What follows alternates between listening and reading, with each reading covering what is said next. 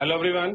आप सब कैसे हैं? मैं उम्मीद करता हूं कि बहुत अच्छे होंगे और अपनी पढ़ाई को बहुत अच्छे से कर रहे होंगे। मैं Akash Kumar Bhadana ICT virtual classroom में आपका बहुत बहुत स्वागत करता हूं मेरे प्यारे बच्चों। जैसा आपको पता है मेरे प्यारे बच्चों, बेसिकली हमारी आपका 9th क्लास है और इसी 9th क्लास के अंतर्गत जो है मेरे प्यारे बच्चों, हम लोग आपका देखेंगे पॉलिटिकल साइंस। और पॉलिटिकल साइंस में हम लोग जो है पहला चैप्टर इसका देखेंगे, लोकतंत्र क्या और लोकतंत्र क्यों। तो पहला चैप्टर हम लोग शुरू करने जा रहे हैं, डेमोक्रेसी क्या है और डेमोक्रेसी क्यों है। तो हम लोकतंत्र के बारे में पढ़ेंगे कि आपका डेमोक्रेसी क्या है, क्यों है, इसके विषय पर हम लोग बात करेंगे। पहले पता करेंगे डेमोक्रेसी आखिर है क्या, किसको डेमोक्रेसी कहते हैं और फिर उसको लागू क्यों किया गया है, इसको भी हम लोग आपका देखेंगे। क्लियर है? चलिए ध्यान दें। चलिए, लोकतंत्र क्या है, इसकी विशेषता क्या है, हम बहुत सरल परिभाषा से शुरुआत करते हैं, फिर हम बारी बारी इन बिंदुओं पर व्यवहारिक अर्थ जानेंगे।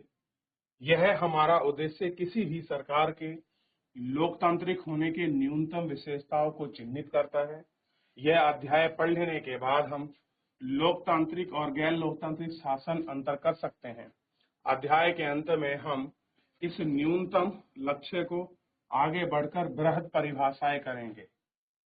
समकालीन दुनिया में लोकतंत्र की सबसे आपका लोकप्रिय शासन पद्धति पर ऐसा क्यों है और कौन सी है दूसरी चीजों और व्यवस्था में बेहतरीन बनाती है, क्या इस शासन का सर्वोत्तम व्यवस्था, इन सवालों पर हम इस अध्याय में बाद में अच्छे हिस्से से आपकी चर्चा करेंगे। तो उन सारे चर्चा के पहलुओं को हम लोग आपका देखेंगे कि क्या है इस चर्चा के पहलू, ठीक, और इस पर हम लोग आपका एक एक कर जुड़कर जो है बात भी करेंगे।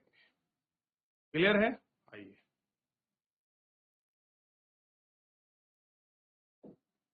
लोकतंत्र क्या है। आप सरकार के विभिन्न स्वरूप के बारे में पढ़ चुके हैं कि अलग अलग स्वरूप होते हैं।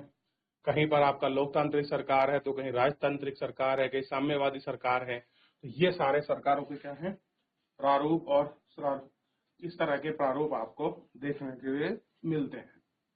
आप विभिन्न रूप में पढ़ चुके हैं कि लोकतंत्र की अब आपकी समाज के आधार पर कुछ उदाहरण देते हैं। सरकार की कुछ सामान्य विशेषताएं लिखें, जैसे लोकतांत्रिक सरकार, गैर लोकतांत्रिक सरकार, परिभाषा की हमें इनकी जरूरत है। आगे बढ़ने से पहले आइए सबसे पहले हमें मेधावी छात्र मेरी की आपत्ति पर गौर किया जाए और वह लोकतंत्र की परिभाषा करने की इस तरीके को पसंद नहीं करती कि जिस तरह का लोकतंत्र की हम परिभाषा देते हैं। आपका मेरी इस परिभाषा पर, एक डेफिनेशन पर अपनी आपत्ति जताती है और आखिर में ऐसा क्यों लगता है मैरी को, ये हम लोग आपका इसमें देखेंगे। ठीक, क्या है, कुछ सवाल पूछना चाहती है और उनकी अध्यापिका मिडलेंटा लिंगदोहो ने उन सवालों का जवाब देना शुरू करा। तो लिंगदोहो क्या देगी, आपका मैरी के क्वेश्चन का आंसर करेगी और उसी के सवाल और आधार पर हम चैप्टर को पूरा पढ़ते चलेंगे। तो कक्षा में अन्य छात्र भी इस चर्चा में भाग ले रहे हैं, ध्यान रखिए, और बच्चे भी इस कक्षा में आपका भाग ले रहे हैं। ठीक, इनको हम लोग पढ़ेंगे। मैडम, मुझे यह तरीका ठीक नहीं लगता है। पहले लोकतांत्रिक व्यवस्था के बारे में चर्चा किया और अब हम लोकतंत्र का मतलब जानने की कोशिश करेंगे।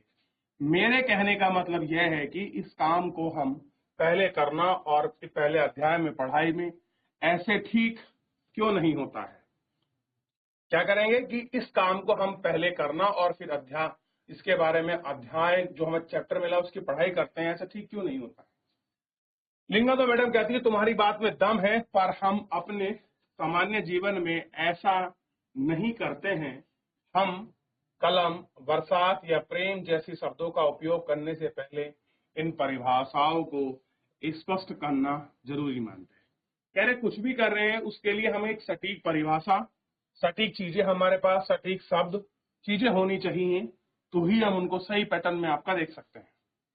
जरा सोचो, क्या हम इन पास शब्दों को स्पष्ट और सामान्य परिभाषाएं हैं, शब्दों का उपयोग करते हैं और हम उनका अर्थ जानेंगे।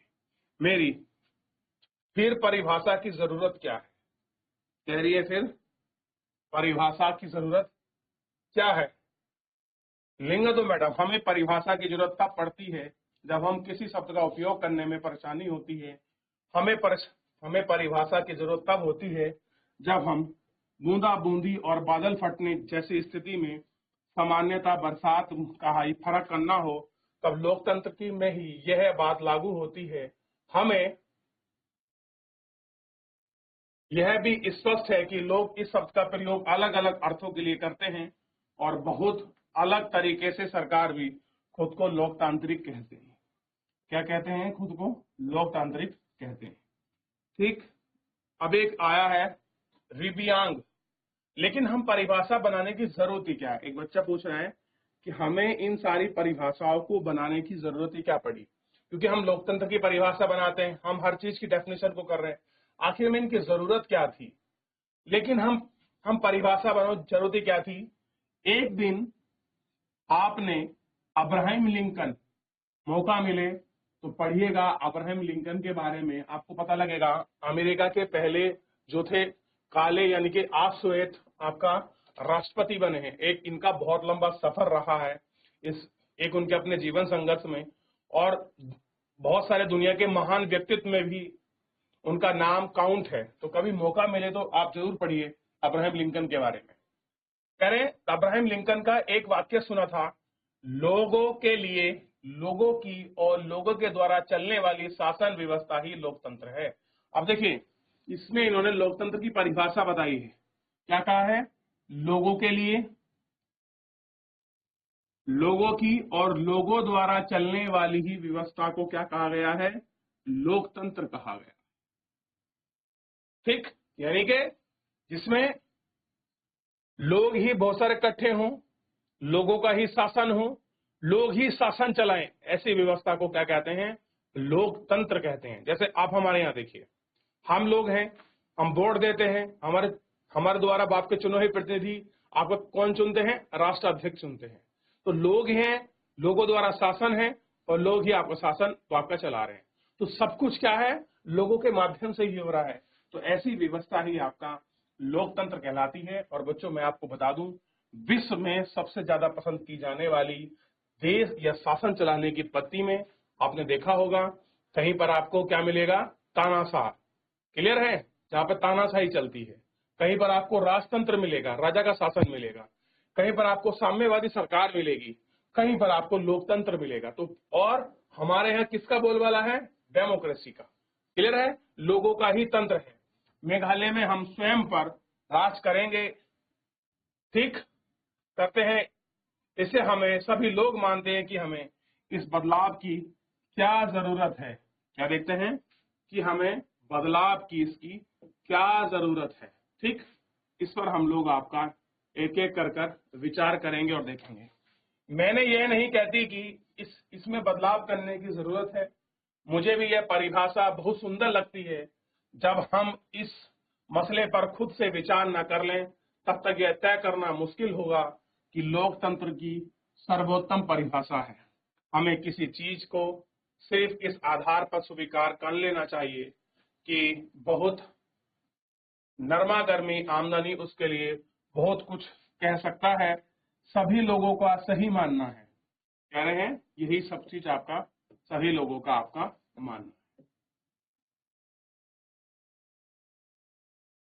चलो लादा, मैडम क्या मैंने कुछ कह सकती हूँ?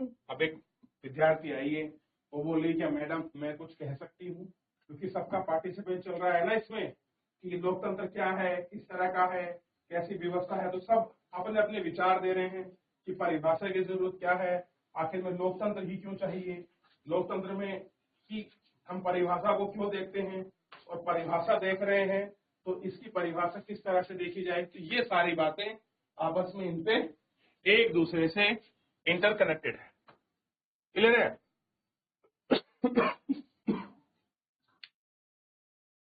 हाँ, अब कह रहे हैं कि कोई भी परिभाषा तलाशने की जरूरत नहीं है। कह रहे हैं कि जो हम आपका परिभाषा देखते हैं, हमें उसकी कोई जरूरत नहीं है, ऐसे ही काम हो सकता है। कहीं पढ़ा है कि डेमोक्रेसी यानी कि यूनियन शब्द डेमोक्रेसिया से बना है। यूनानी में डेमोस का अर्थ होता है लोग। क्या मतलब है? देखिए, जो हम डेमोक्रेसी पढ़ रहे हैं, यानी कि लोकतंत्र कहते हैं जिसको हिंदी में। 21 शब्द से निकला है डेमोक्रेसिया से। और एक बार हम इसको दो भाग में तोड़े डेमोक्रेसिया को, तो डेमोस का मतलब क्या है आपका लोग, और आपका क्रेशिया का अर्थ क्या है शासन। तो सिंपल हो गया। इस प्रकार डेमोक्रेसी अर्थात लोकतंत्र का अर्थ है लोगों का शासन। कह रहे शब्द ही कह रहा है कि इस शब्द का मीनिंग क्या है, लोगों का शासन। तो सही अर्थ है, तो फिर परिभाषा की क्या जरूरत है। अरे भैया जब बात ही सारे सामने आ गई है, शब्द ही कह रहा है कि मेरा नाम लोकतंत्र है, तो मुझे एक्सप्लेन करने की क्या जरूरत है। तो ये बात हमको एक विद्यार्थी बता रही है कि जब डेमोक्रेसी का मतलब ये लोगों का शासन, अगर हमने उसको दो पार्ट में देखा डिवाइड कर कर और हमारे सामने निकल के आया, तो लोगों का शासन जब हमारे सामने स्पष्ट हो रहा है, तो हमें जरूरत ही क्या है कि हम उसकी डेफिनेशन को तय करें, हम उसकी परिभाषा को तय करें। जो चीज हमारे सामने बनी हुई है हम उसी को ही उसी तरह से आपका स्वीकार कर लें। आप लिंगादो मैडम, इस सवाल पर विचार करने का यह भी बहुत उपयोगी तरीका है, पर इतना कहूंगी कि सिर्फ शब्द ही उत्पत्ति से परिभाषा निकालने का तरीका हरदम उपयोगी नहीं है। यानी कि आप हमेशा शब्दों से ही अपनी परिभाषा को निकालें, ये हमेशा सही नहीं हो सकता। हमेशा सही हो ऐसा जरूरी नहीं है। ठीक है, आपने डेमोक्रेसी का मतलब निकाल लिया, मीनिंग समझा दिया, तो परिभाषा जरूरत नहीं पड़ी, लेकिन हर शब्द में ऐसा हो ये जरूरी नहीं है। क्यों? क्योंकि शब्द का अर्थ हमेशा अपने मूल से जुड़ा होता है या बंधा नहीं होता है। जरूरी नहीं है कि वो अपने मूल से बंधा हो, यानी कि जिसकी हम बात कर रहे हैं वही उसका मीनिंग हो, वही उसका अर्थ हो। समय और उपयोग के साथ साथ उसका अर्थ बदलता रहता है। अब कंप्यूटर शब्दों को ही ले लें, यह कंप्यूटरिंग का अर्थ है गणना करना। मुश्किल गणनाओं को सरलता से कहने के लिए बने यंत्र को भी कंप्यूटर कहा जाता है। दरअसल ये बहुत शक्तिशाली कैलकुलेटर थे, पर आज शायद ही इस अर्थ में कंप्यूटर का प्रयोग करते हैं। अब तो कंप्यूटर का उपयोग लिखने, पढ़ने, डिजाइन बनाने, संगीत बनाने, सुनने और फिल्म देखने में होता है। ठीक, शब्द कहीं रहते हैं, पर समय बीतने के साथ साथ उनका अर्थ बदलता रहता है। ऐसी स्थिति में सिर्फ मूल अर्थ पर ही भरोसा करना उपयोगी नहीं होता। मेरी मैडम आपको कहने का मतलब यह है कि इस विषय में खुद सोचने का कोई शॉर्टकट नहीं है। हमें इसका अर्थ पर गौर करना होगा और इसकी परिभाषा गढ़नी होगी। गढ़नी का मतलब जानते हो? किसी चीज को बनाना, किसी परिभाषा को लिखना, हम उसको गढ़नी या गढ़ना करना कहते हैं। ठीक है, आप देखिए कह रही है लिंगादो मैडम, कह रही एकदम सही है, इसलिए आओ अब हम यह काम कर डालें। तो अब क्या बनाएंगे हम? सबकी आपका परिभाषाएं बनाएंगे, एक सरल परिभाषा। तो हम सरल परिभाषा से बात पर चलने से पहले हम आगे बढ़ते हैं और आपका इसको देखते हैं। क्लियर है? और इस पर हम लोग आपका बात भी करेंगे। ठीक, देखिए एक बार किसी का कोई डाउट हो, कोई क्वेरी हो, कोई क्वेश्चन हो, आप उससे पूछ लीजिए, फिर आगे बढ़ेंगे। बात कर रहे हैं एक सरल परिभाषा कि परिभाषा का दायरा क्या है, इसको हम लोग आपका देख लें। आइए उस पर फिर से गौर करें जो खुद को लोकतंत्र बनाने का दावा करने वाली सरकारों के बीच समानता और असमानता से जुड़ी है। कह रहे हैं जो आपका लोकतांत्रिक बताने वाले जो दावे हैं उनमें जो असामान्यता है और उनसे जो आपका जुड़ी चीजें हैं उनकी हम पहचान कर लेते हैं और उनको देख लेते हैं। लोगों के पास अपनी सरकार को चुनने का अधिकार होना, इसलिए हम एक सरल परिभाषा शुरू कर कह सकते हैं लोकतंत्र शासन का एक ऐसा रूप है जिसमें शासकों का चुनाव लोग करते हैं। तो लोकतंत्र का सबसे प्रमुख रूप क्या है? ध्यान दीजिए, कोई आपसे पूछ ले तो लोकतंत्र का सबसे बढ़िया प्रारूप है जहां पर आपका लोग क्या करते हैं, आपका ऐसा शासन या ऐसा रूप जिसमें शासकों का चुनाव आपका कौन करते हैं? लोग करते हैं। देख लीजिए क्या कर रहे हैं, शासकों का चुनाव आपका लोग कर रहे हैं। तो जहां पर शासकों का चुनाव लोग करेंगे वहां कौन सा शासन होगा? तो वहां पर आपका लोकतांत्रिक आपका शासन हमको देखने के लिए मिलेगा। यह एक उपयोगी शुरुआत है। यह परिभाषा बहुत स्पष्ट ढंग से लोकतांत्रिक और गैर लोकतांत्रिक शासन व्यवस्थाओं का अंतर कर देती है। म्यांमार के सैनिक शासकों का चुनाव लोगों ने नहीं किया। जिन लोगों ने सेना पर नियंत्रण था वे देश शासक बन गए।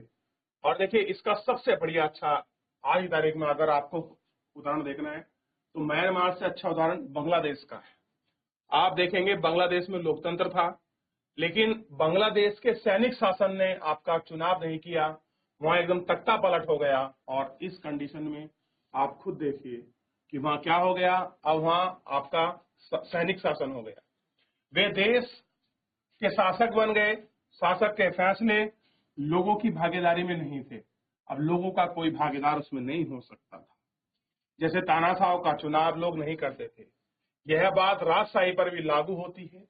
सऊदी अरब के शासक सऊदी अरब के शाह के लोग द्वारा शासन से नहीं चुने गए थे, बल्कि राज परिवार में जन्म लेने के कारण उन्होंने यह हक पाया था। यानी कि अगर कोई सऊदी अरब में आपका शाह परिवार में पैदा हो गया तो वो राजशाही में आपका बचपन से ही जन्म ले रहा है। ठीक है, ये आपको ध्यान रखना है। लेकिन यह एक सरल परिभाषा पूर्ण और पर्याप्त नहीं है। इसे हम समझने में आता है कि लोकतंत्र का मतलब लोगों का शासन है। हम इस परिभाषा का प्रयोग यदि हमने बिना सोचे समझे किया तो फिर उन परिभाषाओं को लोकतंत्र कहना पड़ेगा जो चुनाव करवाती हैं। फिर हम सही नतीजे पर नहीं पहुंच सक पाएंगे। जैसा कि हम अध्याय 3 में देखेंगे कि समकालीन दुनिया की हर सरकार, चाहे लोकतंत्र हो या ना हो, खुद को लोकतंत्र कहलाना चाहती है। कह रहे दुनिया में कोई भी सरकार हो, लेकिन सब सरकार क्या कहलाना चाहती है कि भैया हम तो डेमोक्रेसी है, हम तो डेमोक्रेटेड हैं, हम तो लोकतंत्र हैं, अपने आप को लोकतंत्र कहलाना चाहती है। चाहे पाकिस्तान हो, चाहे उसमें आपका म्यांमार हो, चाहे बांग्लादेश हो, चाहे श्रीलंका हो, चाहे भारत हो, चाहे अमेरिका हो। हालांकि चाइना आपका कम्युनिस्ट गवर्नमेंट है, वो लोग डेमोक्रेसी वाले नहीं है, क्लियर है, वहां साम्यवादी चलती है, ठीक, लेकिन वो भी अपने आप को डेमोक्रेटिक कहलाते हैं। तो इसलिए हम असली लोकतंत्र और दिखावटी लोकतंत्र वाली सरकारों के बीच सावधानी पूर्वक फर्क करना होगा। और सबसे इंपोर्टेंट लाइन पूरे चैप्टर में ये आई है कि लोकतंत्र और दिखावटी लोकतंत्र वाली जो सरकारें हैं, हम उनमें कैसे फर्क करेंगे, ये बड़ी हमें सावधानी से आपका देखना होगा और महसूस करना होगा। यह काम हम तभी कर पाएंगे जब हम इन परिभाषाओं को एक एक शब्द को सावधानी से समझेंगे और लोकतांत्रिक सरकार की विशेषताओं को जानेंगे। यानी कि हमें हर शब्द को एक एक करके बड़े अच्छे से पढ़ना है, उनकी परिभाषाओं को देखना है। जब हम उन सारी परिभाषाओं को पढ़ लेंगे, देख लेंगे मूलभूत को, तो हमें पता लग जाएगा कि आखिर में दिखावटी लोकतंत्र कौन सा है और जो वास्तविक लोकतंत्र है वो कौन सा है। तो इनको हम लोग आपका देखेंगे। एक बार आप लोग घर जाकर सारे चैप्टर का अच्छे से रिवीजन कीजिए, पढ़िए। किसी का कोई डाउट है, कोई क्वेरी है, आप मेरे से एक बार पूछ लेंगे। चलिए एक बार देख लीजिए, क्योंकि समय समाप्त हो रहा है। तो एक बार देख ले बेटा, किसी का कोई डाउट तो नहीं है। तो हो सके तो आप लोग घर से ये वाला जो आपको पॉइंट आउट मिला हुआ है इतना, ये पूरा आपका अच्छे से इसको पढ़ लीजिए। ये गैप मैं आपको एक बॉक्स बना रहा हूं, इसको पढ़ लें, ठीक है। और मुझे बताइए, इसको पढ़ने के बाद सारी चीजें आपको क्लियर हो जाएंगी और इसको हम लोग देखेंगे। तो फिलहाल आज के लिए इतना ही, मिलते हैं नेक्स्ट लेक्चर में। तब तक अपना ध्यान रखिए, स्वस्थ रहिए, अपनी पढ़ाई को बहुत अच्छे से करते रहिए। मुझसे जुड़ने के लिए आपका बहुत बहुत धन्यवाद।